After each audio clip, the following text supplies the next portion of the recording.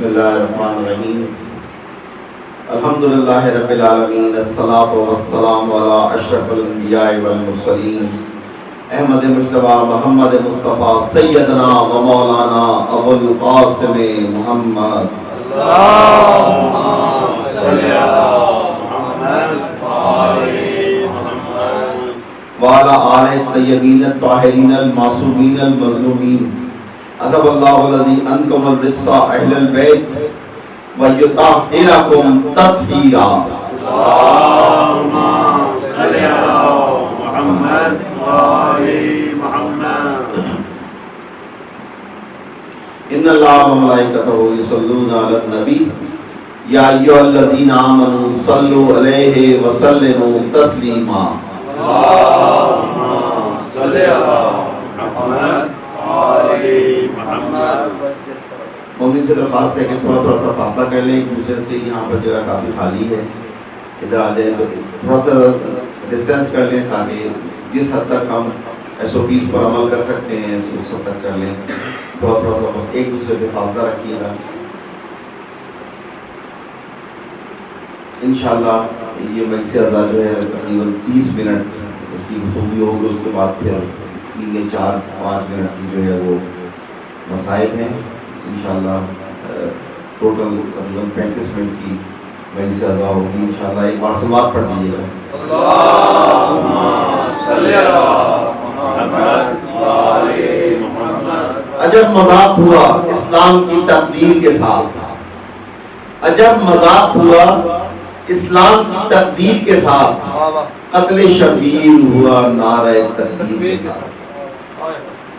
انہوں نے کرام اپنے اسی موضوع سے مربوط کرنے کے لیے, اور اس شعر کا تعلق بھی ہمارے اسی موضوع سے ہے, اور میں صرف 2-4 جملے جو ہر روز دہراتا ہوں آج پھر دہرا دوں تاکہ ہمارے موضوع کا پتہ لگ جائے اور پھر اس سے جو آگے کی گفتگو ہے وہ مربوط ہو جائے. انشاءاللہ ایک بار سماعت پڑھ دیجیے گا. اللہم صلی علی محمد محمد. ہمارا موضوع یہ چل رہا تھا کہ منافق کیا ہے, منافقت کیا ہے, بغض علی کیا ہے, اور منافق کو آخر مولا علی سے بغض تھا کیوں, کیا وجہ تھی کہ مولا علی سے منافق کو بغض رہا ہمیشہ, آل رسول سے اور جتنے بھی اہل بیت تھے ان سب سے جو ہے وہ بغض رہا, اور پھر کیا وجہ ہے کہ بغض بھی رہا, اور رسول پاک نے انتہائی واضح طریقے سے ایک بار نہیں کئی بار پیش گوئی بھی کر دی, بتا بھی دیا, تمام نشانیاں بتا دی کہ جو منافق ہوگا وہ ہمیشہ مولا علی سے بغض رکھے گا, اور جو مومن ہوگا وہ ہمیشہ محبت کرے گا, عشق کرے گا. اس کے باوجود منافق اپنے آپ کو بغض کرنے سے نہ روک سکا, اور مومن الحمدللہ ہمیشہ محبت کرتا رہا, ہمیشہ عشق کرتا رہا.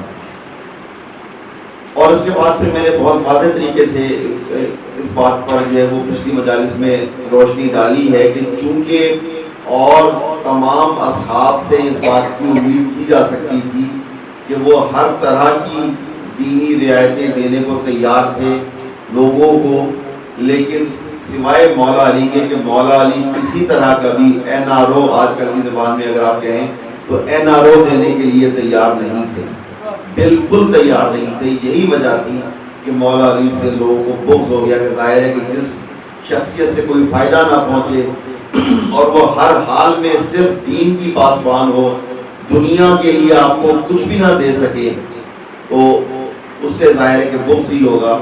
اس سے کسی بھی جو آج مطلب جو اس طرح کا دنیا دار آدمی ہے جس کو صرف دنیوی فائدہ چاہیے, جس کو دین سے کوئی غرض نہیں ہے, وہ ہمیشہ ان لوگوں سے محبت کرے گا جو اس کے مفادات کا تحفظ کریں گے, جو اس کے مال کو بڑھائیں گے, جو اس کی ناجائز خواہشات کو پورا کریں گے, وہ ان سے محبت کرے گا. اور جو بھی اس کو دین کی طرف دعوت دے گا تو وہ ہمیشہ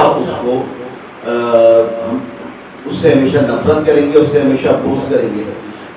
صرف بغض علی ہی نہیں ہے, بغض علی ہی نہیں ہے, صرف قرآن کی آیت ہے اور انتہائی حیرت انگیز آیت ہے, میں جب پڑھی اور اس میں یہ ہے کہ اللہ نے کوئی نبی ایسا محفوظ نہیں فرمایا. بہت ہی توجہ رکھیے گا, کوئی نبی اللہ نے ایسا مبعوث نہیں فرمایا جس کی امت نے اس کو جھٹلایا نہ ہو. یعنی 1,24,000 انبیاء میں سے کوئی ایک بھی نبی ایسا نہیں ہے کہ جو آیا ہو جس نے دعوت و تبلیغ کی ہو اور لوگوں نے اس کو جھٹلایا نہ ہو. اور ایک اور جگہ پر یہ فرمایا گیا کہ جو بھی نبی آیا اس کو بااثر لوگوں نے، مالدار لوگوں نے، آج کل کی زبان میں کہیں ایلیٹ کلاس نے قبول نہیں کیا. جو بڑے بڑے لوگ تھے، جو بڑے بڑے مالدار لوگ تھے، انہوں نے کبھی قبول نہیں کیا. کیوں؟ کیا وجہ ہے کہ ایلیٹ کلاس جو ہے وہ حقانیت کو قبول نہیں کرتی، وہ حق کو قبول نہیں کرتی، اس لیے کہ ان کے مفادات پر زد پڑتی ہے. ان کی جو فیکٹریاں ہیں، ان کی جو کروڑوں اربوں کی جائیدادیں ہیں، زمینیں ہیں، لوگوں سے چھینا ہوا پیسہ ہے، وہ سب کا سب جو ہے اسٹیج پہ لگ جاتا ہے. اس لیے جو صحیح نمائندہ آئے گا، جو صحیح نبی ہوگا، امام ہوگا، دین کی طرف بلانے والا ہوگا، وہ ایک لمحے کے لیے بھی رعایت نہیں دے گا اور فوری طور پر ان سے تمام ناجائز چیزیں چھین لے گا اور ان کو دین پر زبردستی چلنے پر مجبور کر دے گا اور چھوٹے بڑے کا لحاظ نہیں کرے گا. جو قانون کمزور کے لیے ہوگا وہی قانون ایک طاقتور کے لیے ہوگا. ایک بات سوال پڑھ دیجیے.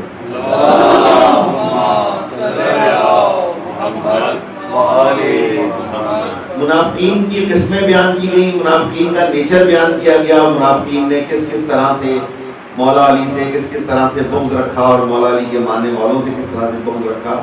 اسی بات کو لے کر آگے چلاتے ہیں اور آگے چلتے ہیں کہ منافقین کی ایک تو نشانی رسول پاک نے یہ بیان فرمائی تھی کہ جیسے کہ قیامت تک کا فارمولہ دے دیا تھا، نام نہیں بتائے تھے لیکن فارمولہ دے دیا تھا کہ منافق ہمیشہ مولا علی سے بغض رکھے گا اور مومن ہمیشہ محبت کرے گا.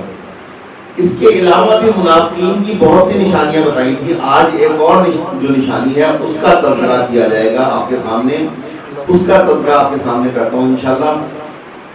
وہ یہ ہے کہ رسول پاک نے فرمایا کہ ایک دفعہ رسول پاک صحابہ کرام سے خطاب فرما رہے تھے اور خطاب فرماتے ہوئے رسول پاک نے فرمایا، رسالت مآب صلی اللہ علیہ وآلہ وسلم نے فرمایا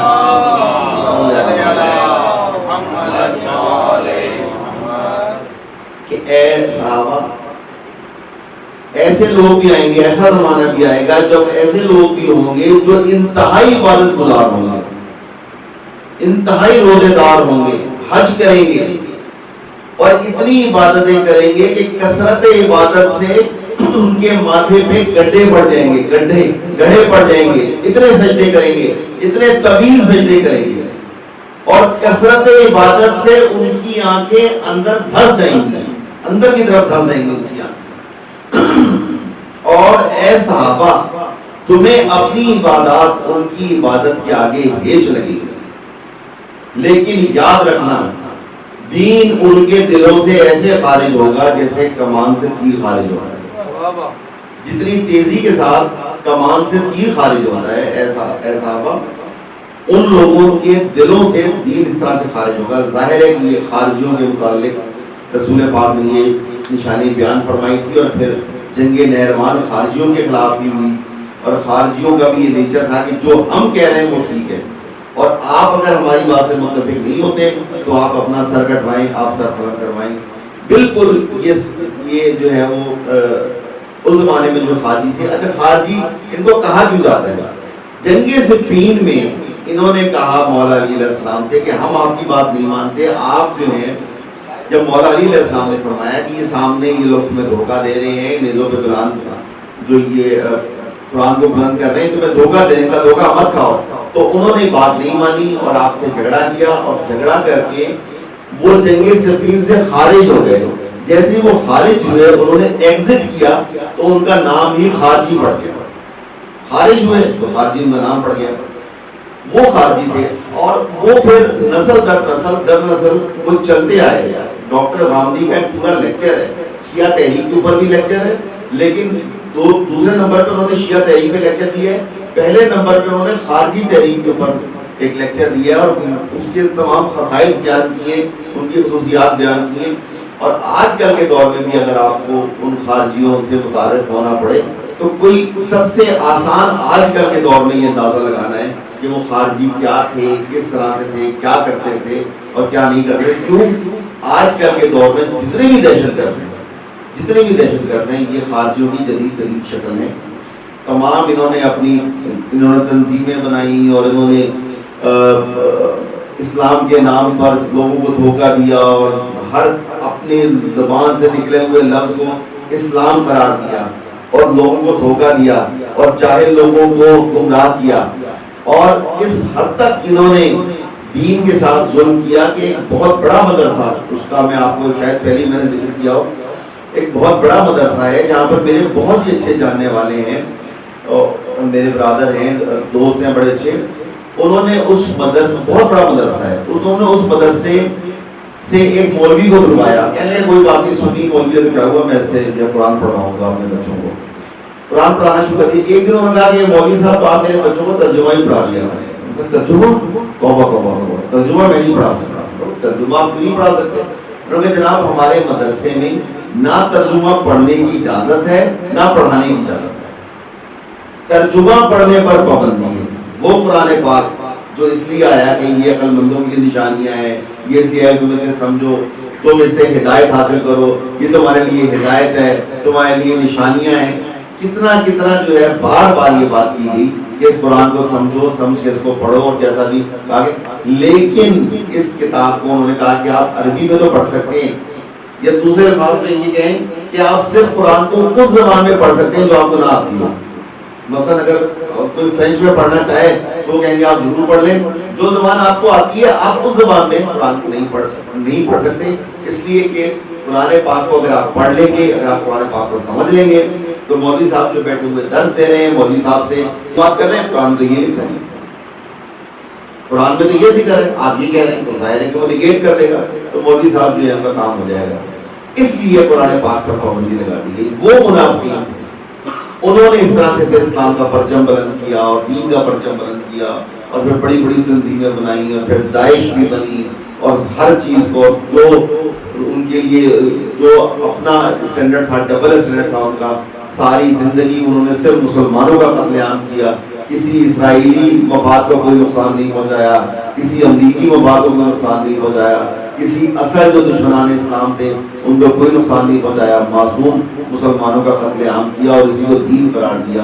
اور یہی وہ روایت تھی جو کربلا سے چلی تھی، جب مولا حسین علیہ السلام کو ذبح کیا گیا تو اس کے بعد نعرہ تکبیر بلند کیا گیا. صلوات پڑھ لیجیے.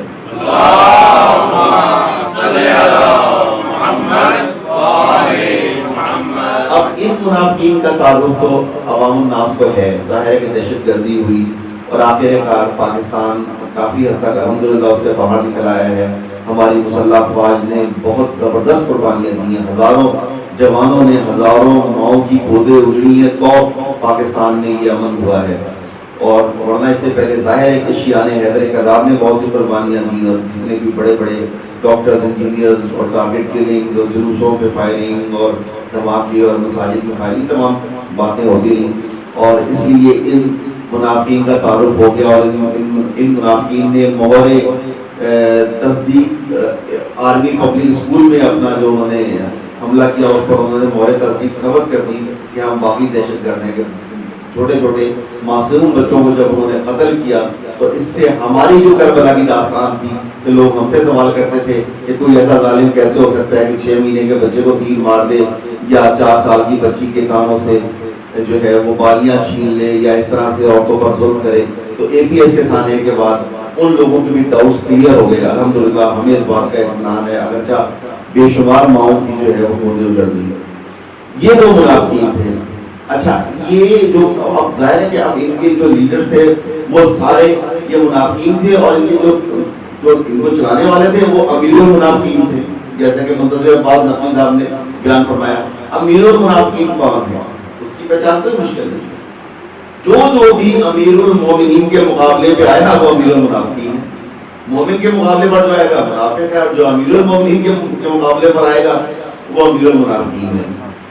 اب ایک اور اس میں ٹرمینالوجی ہے جو میں آپ کو بیان کرنا چاہوں گا، جو میں نے ریسرچ کی ہے وہ یہ ہے کہ اب ان میں بہت سے ایک تازہ قسم اس میں متعارف ہوئی ہے جو کہ ہے منافقین المنافقین. یعنی کچھ تو ایسے منافق تھے جن کی پہچان رسول پاک نے کرا دی تھی. اب میں آپ کو ان منافقین کا تعارف کراؤں گا جن کی پہچان جو ہے وہ شاید کہیں ہے ہی نہیں.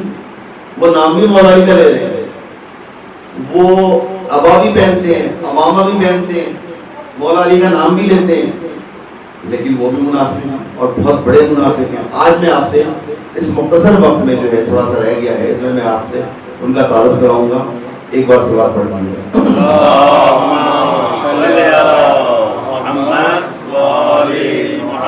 اس منافق کا تعارف کیا ہے کہ جو جس نے, اب اس کو کیسے پتہ لگے؟ وہ ممبر پہ آیا, ممبر حسین پہ بیٹھتا ہے, مجلس پڑھتا ہے, اس نے امامہ پہنا ہوا ہے, عبا پہنی ہوئی ہے منافق. کیسے ہے؟ اس سے اگر ہم اس پر غور کریں گے تو ہمیں پتہ لگے گا کہ وہ اب میرے نوجوان اس کی نشانیاں نوٹ کریں. اس کی نشانی کیا ہے؟ اتحاد بین المسلمین کی بات کرے گا, اتحاد بین المسلمین کی بات کرے گا, لیکن بات ایسی کرے گا کہ ہنگامہ برپا ہو جائے گا. ایسی اختلافی بات کرے گا, ایسی اختلافی بات کرے گا کہ فوراً جھگڑے شروع ہو جائیں گے. واٹس ایپ پہ بھی جناب جھگڑے شروع ہو جائیں گے, لوگ آپس میں دستوں گریباں ہو جائیں گے.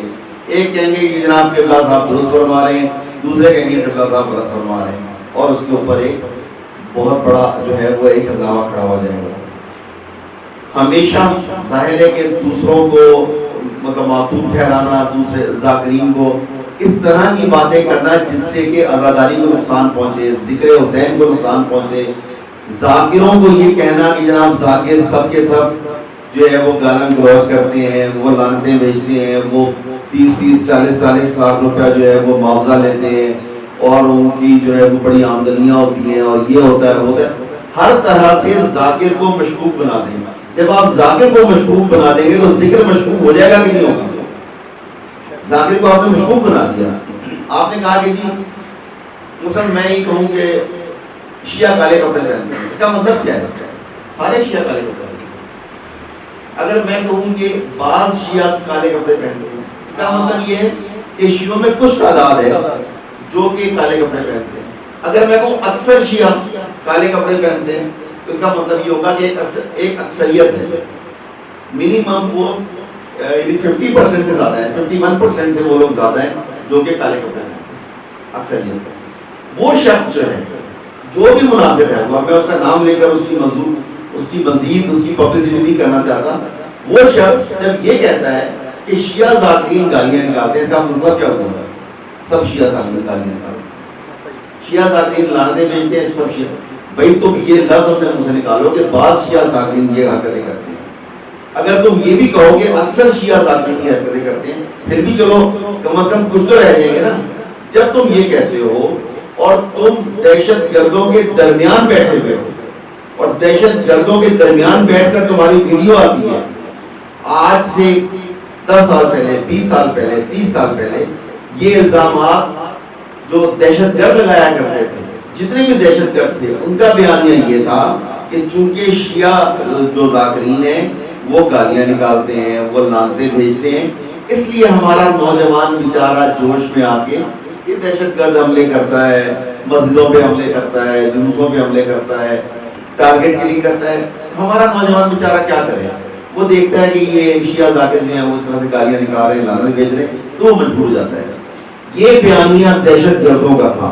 آج یہ بیانیہ امامہ اور عبا پہن کر ایک شخص کر رہا ہے. ایک شخص کیا, اس کی پوری جماعت کر رہی ہے, اور وہ یہ کہہ رہا ہے کہ شیعہ ذاکرین جو ہے وہ گالیاں نکالتے ہیں اور وہ لعنتیں بھیجتے ہیں.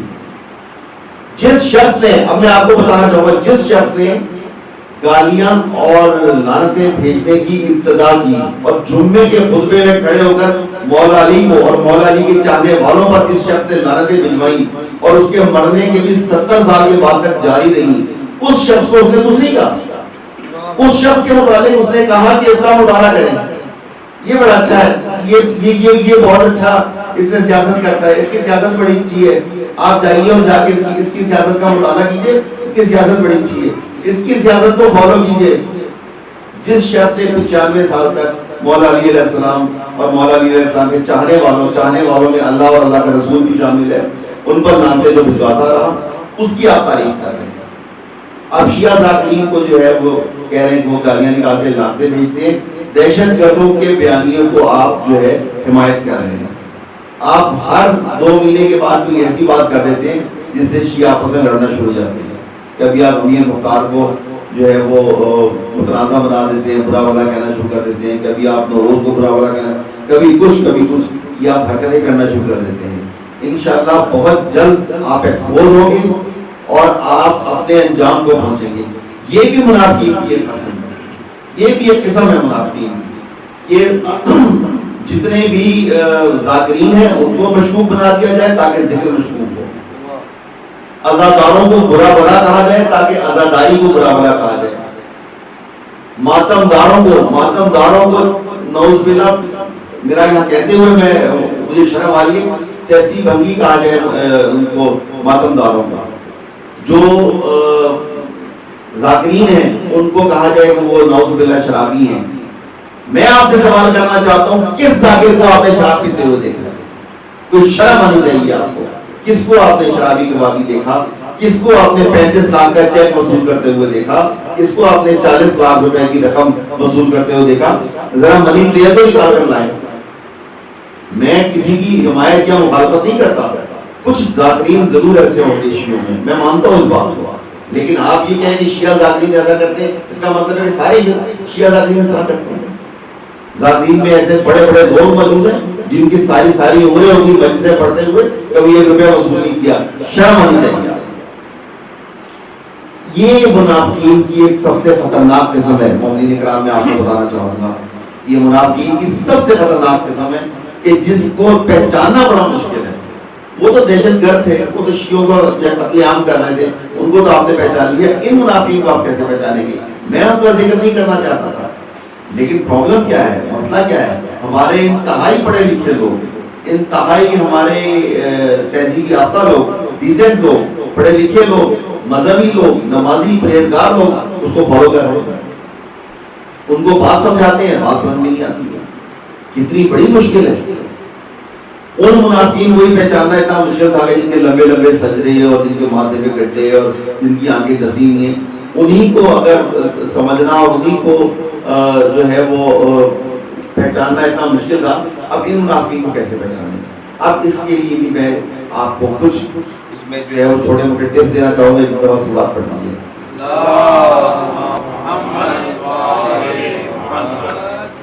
مومنین کرام، یہ جو منافقین ہیں، منافقین المنافقین ہیں. منافقین المنافقین میں اس لیے کہہ رہا ہوں کہ جیسے ایک ایوارڈ ہوتا ہے، وہ چیمپئن، وہ کہلاتا ہے چیمپئن آف چیمپئنز. یعنی جو ٹیم فائنل جیت جاتی ہے 11 کھلاڑیوں کی، چاہے وہ کسی بھی کھیل کی ٹیم ہو، تو وہ چیمپئنز کہلاتے ہیں.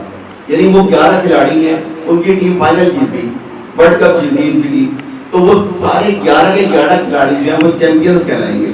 لیکن جو ان میں مین آف دی میچ ہوگا تو وہ چیمپئن آف چیمپئنز کہلائے گا، یعنی وہ چیمپئنز کا بھی چیمپئن ہے.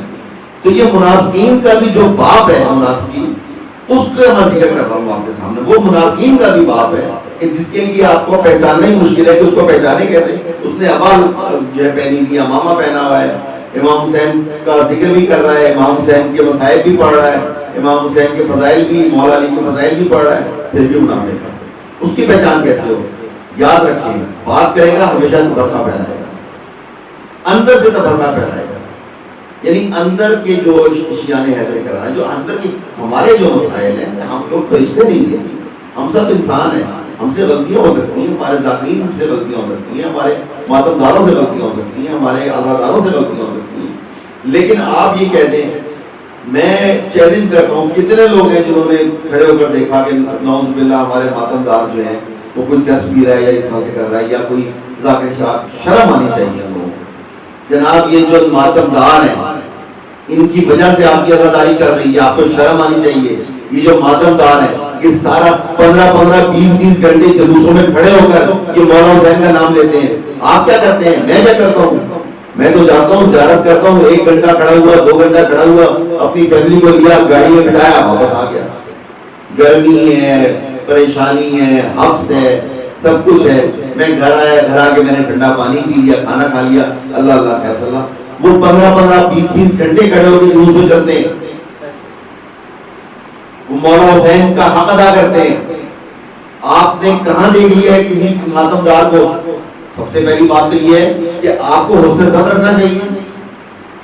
کسی بھی آدمی کو جانچنے کا طریقہ یہ ہے کہ اگر کسی لوگوں کو جانچنے کے دو طریقے ہیں. آپ کسی آدمی کو انتہائی برا سمجھیں جب تک کہ وہ اپنے آپ کو اچھا ثابت نہ کر دیں, یا آپ کسی آدمی کو اچھا سمجھیں جب تک کہ وہ اپنے آپ کو مکمل طور پر برا ثابت نہ کر دیں. اسلام نے اس میں سے کون سے طریقے کو پسند کیا ہے؟ اسلام نے اس طریقے کو پسند کیا ہے کہ آپ ہر آدمی کو اچھا سمجھیں جب تک کہ وہ اپنے آپ کو برا ثابت نہ کر دیں. اور اس جو اسلام کا یہ نظریہ ہے, آئیڈیالوجی ہے, اس کو کہتے ہیں حسن ظن, کہ آپ حسن ظن رکھیں. آپ میرے سے یہ حسن ظن رکھیں, جتنے بھی لوگ یہاں بیٹھے ہیں میں یہ حسن ظن رکھتا ہوں کہ یہ سب نماز پڑھتے ہیں, یہ سب نماز پڑھتے ہیں. میں یہ حسن ظن رکھتا ہوں, آپ مجھ سے یہ حسن ظن رکھیں گے کہ میں نماز پڑھ کے وضو کر کے یہاں پر آ کر بیٹھا ہوں. تو اب یہ حسن ظن اگر ہم مطلب رکھ رہے ہیں اور آپ, تو یہ وہاں پر جو ماتمی ہیں وہ اپنے گھر سے نماز پڑھ کے آیا ہے, اس نے مسجد میں نماز پڑھی ہے, اس نے کہاں پہ نماز پڑھی ہے, وہ گھر جا کے نماز پڑھے گا. آپ اس کو پوچھنے والے کون ہوتے ہیں؟ آپ کو کیسے پتا کہ وہ نماز نہیں پڑھتے؟ جلوس پورے کھڑے ہوتے ہیں, تمام آدمی کھڑے ہو کے وہاں نماز پڑھتے ہیں. اگر کسی نے نہیں پڑھی تو بعد میں پڑھ لے گا, لیکن آپ نے ایک بات رفت ڈال دی بیچ میں تاکہ بیچ میں ایک تنازع پیدا ہو جائے اور لوگ اس بحث میں لگ جائیں اور مولانا حسین کا مقصد بھول جائیں. اگر کوئی زنجیر زنی کر رہا ہے تو آپ نے یہ شور مچا دیا کہ صاحب وہ بلڈ بینک میں جا کر, جو زنجیر زنی نہیں کر رہے ہیں, ہاتھ سے ماتم کر رہے ہیں, وہ تو بلڈ بینک میں جا کے بلڈ دے رہے, بلڈ ضرور دیں جا کر, لیکن تفرقے والی بات نہ. میں اس شخص سے پوچھنا چاہوں گا جو بار بار یہ زاگروں کے پیچھے پڑتا ہے, بار بار ماتمیوں کے پیچھے پڑتا ہے, بار بار عزاداروں کے پیچھے پڑتا ہے, کہ عزاداروں کی برائیاں کرتا ہے, ماتمیوں کی برائیاں کرتا ہے, ذاتوں کی برائیاں کرتا ہے. میں اس سے ایک سوال کرنا چاہتا ہوں. وہ سوال یہ ہے, ظاہر ہے کہ بہت سے سوال ہیں. تم نے شراب پیتے ہوئے دیکھا ہے, تم نے بم پیتے ہوئے دیکھا ہے, تم نے 35, 40, 50 لاکھ کا چیک وصول کرتے ہوئے دیکھا ہے. نمبر 1. نمبر 2, آپ رہبر معظم کا نام لے رہے ہیں, آقا خامنائی کا نام لے رہے ہیں, آقا سیستانی کا نام لے رہے ہیں, اپنے آپ کو ان کا بہت ہی فرما بردار, ان کا وکیل آپ ثابت کر رہے ہیں, سب کچھ آپ بتا رہے ہیں. تو آپ یہ بتائیے کبھی آقا سیستانی نے کہا ہے کہ ذاکرین جو ہے بہت جو ہے وہ پیسہ لیتے ہیں, 50-50 لاکھ لیتے ہیں, ان کی اصلاح ہونی چاہیے؟ مجھے بتائیں کب یہ آقا سیستانی نے کہا ہے, کب یہ آقا خامنائی نے کہا ہے, کب یہ آیت اللہ حافظ بشیر نقوی صاحب نے کہا ہے, کب یہ آیت اللہ وحید خراسانی, آیت اللہ مفتی آیت اللہ محسن الحکیم اور باقر الحکیم, آیت اللہ عراقی, گلپائگانی اور مراشی نشفی اور خوی اور خمینی اور برجردی اور طباطبائی, کتنے کتنے علماء گزر گئے. کسی کی مثال دیں کہ جس نے کہا ہو کہ جتنے بھی یہ ذاکر ہیں یہ کرتے ہیں, ماتمی یہ کرتے ہیں, عزادار یہ کرتے ہیں, شرم آنی چاہیے. اتنے بڑے بڑے علماء نے اس بات کا وہ پر اپنی زبان نہیں کھولی. آپ بیٹھے ہوئے روز جب آپ کا دل کرتا ہے اس طرح کی بکواس یاد کرنا شروع کر دیتے ہیں. آپ کو شرم آنا چاہیے. اللہ تعالیٰ سے میں یہی دعا کروں گا کہ اگر آپ قابل ہدایت ہیں تو آپ کو ہدایت دیں, اور اگر آپ قابل ہدایت نہیں ہیں تو آپ کو نیست و نابود کرے, آپ کو برباد کرے اور آپ کو جہنم پاسی کرے. ایک بار سوال کر دوں گے.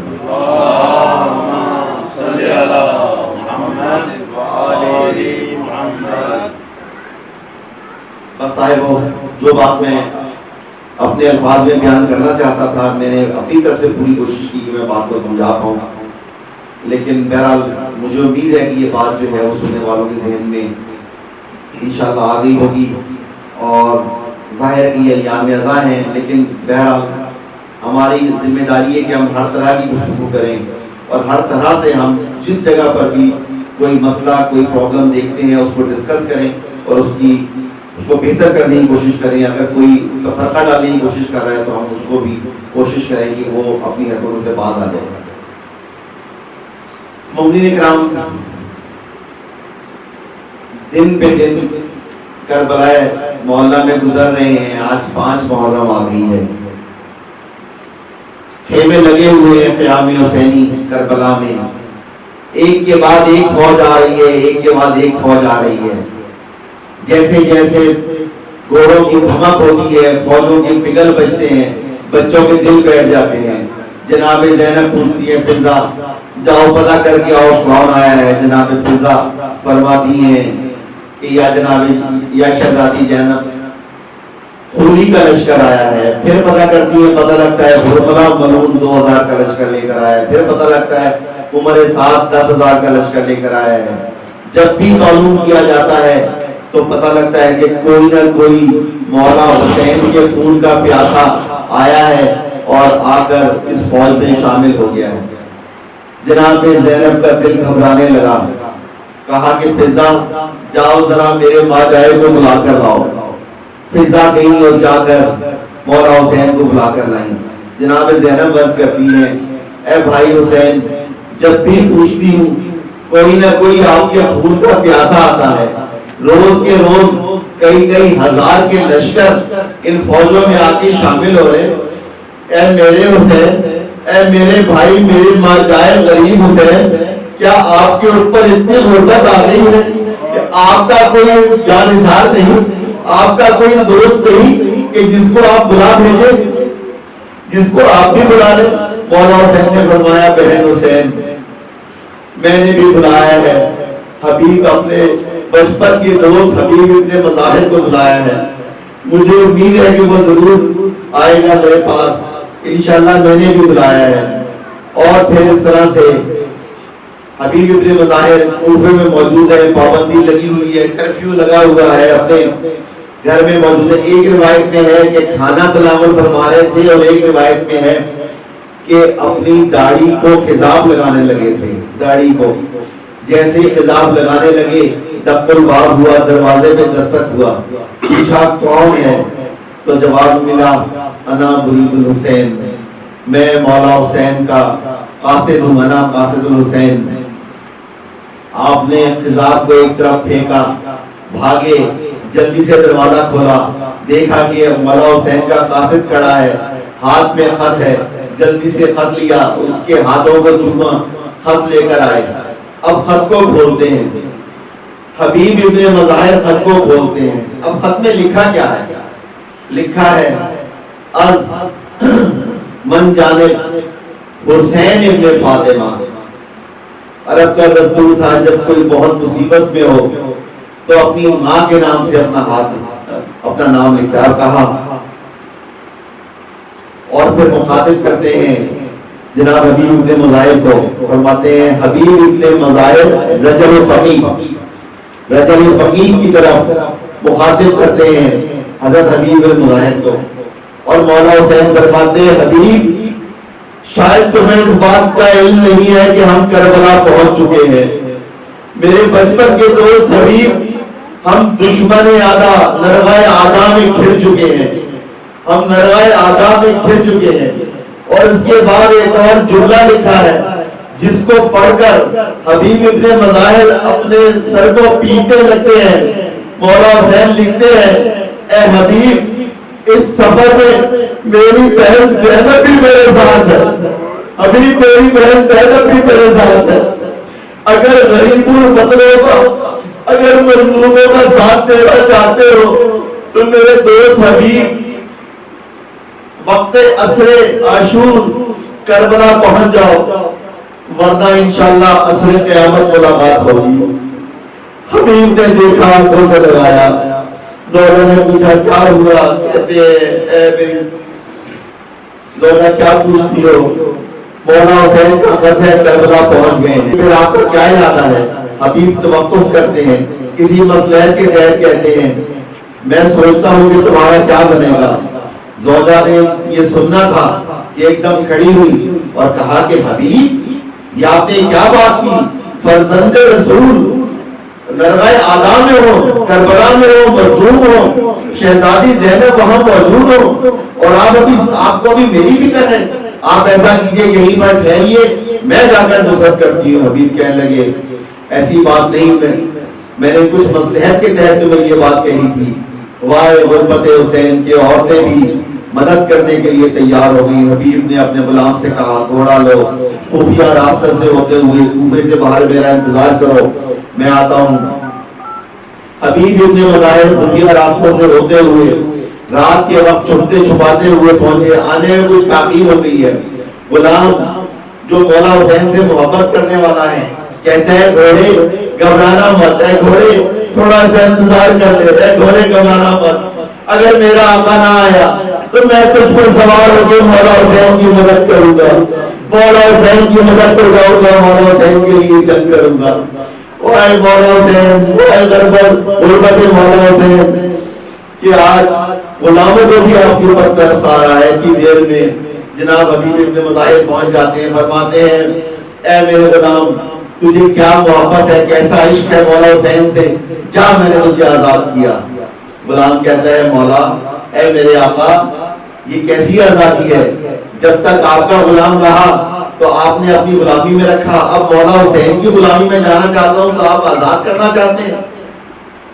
حبیب ابن مظاہر نے بہت دعا دیا، کہا کہ میرے ساتھ چل، اس کو ساتھ دیا، اور پھر دور سے دھول اڑتی ہوئی نظر آئی مولا حسین کے چہرے پر، جو کافی دنوں سے بشاشت نہیں آئی تھی، خوشی کی لہر نہیں آئی تھی، آپ کے چہرے پر مسکراہٹ نمودار ہوئی، آپ کے چہرے پر شادابی ہوئی۔ فرمایا جاؤ عباس علی اکبر، جاؤ میرا بھائی آ رہا ہے اس کا استقبال کرو، جاؤ اس کا استقبال کرو۔ جیسے ہی دیکھا حبیب ابن مظاہر تشریف لا رہے ہیں، اور پھر نعرہ تکبیر بلند کیا، شور ہوا، اور پھر نعرہ تکبیر بلند ہوا۔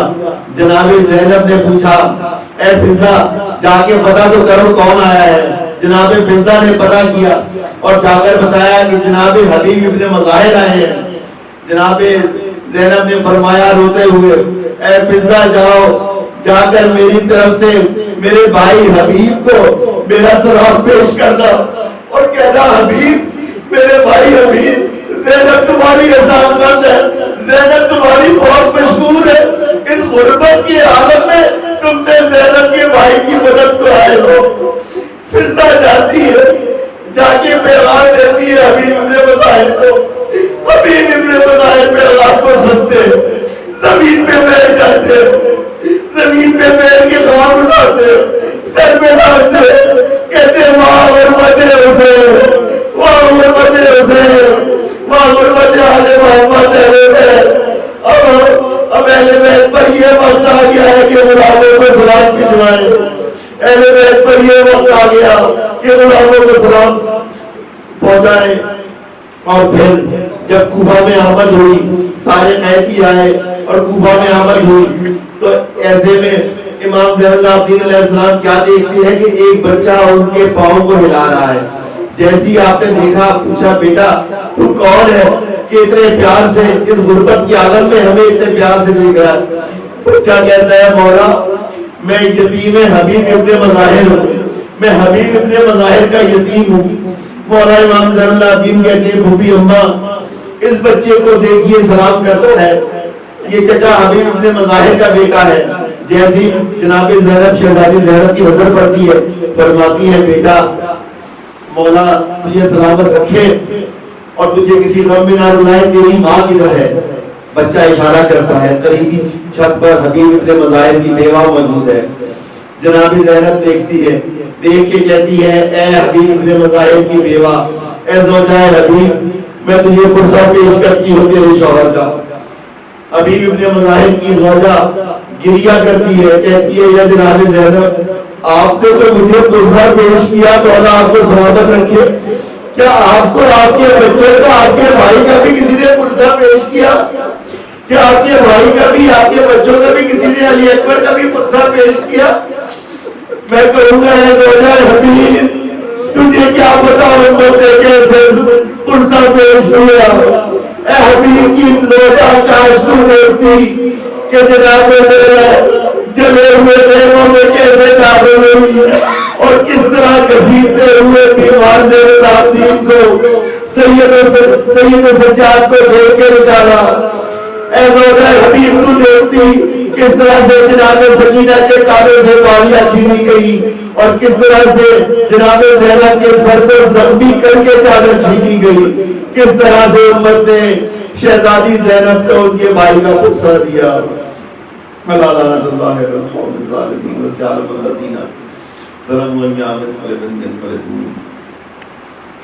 مالک جتنے بھی یہاں پر عزادار موجود ہیں، جہاں جہاں بھی مجالس ہو رہی ہیں، ان کو قدم قدم پر اجر جزیل اور اجر عظیم عطا فرما، ان کو کوئی غم نہ دے سوائے غم حسین کے، بچوں کی خوشیاں دینا نصیب فرما، کرم